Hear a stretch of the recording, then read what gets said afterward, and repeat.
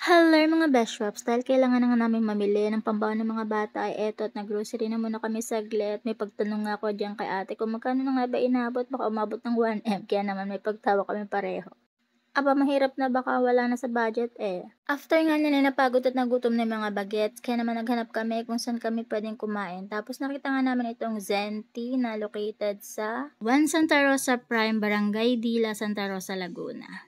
Pagpasok mo pa nga lang diyan ay talaga namang mare-relax ka na agad dahil napaka-cozy ng ambience nila. Napaka-friendly din and approachable ng staff nila dito. Ayun at may pagtanong pa nga si Marlon kung ano nga daw ang bestseller nila pero yung all-time favorite Okinawa pa rin naman ang in-order niya. Eto nga pala yung mga drinks na ino-offer nila. Sabi nga nung staff dyan, 1 month ago lang sila nagbukas. Kaya naman siguro hindi pa siya masyadong tinatao.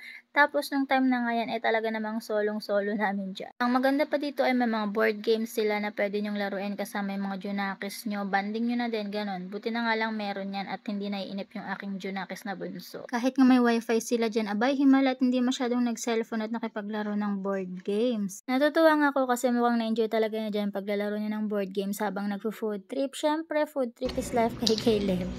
Awit na nga. Dito naman wala rin mananalo. Wala din. Wala na dito. Ayo, 1-0. Ikaw nga to. Wala na, talo na to. Ba't wala na ako?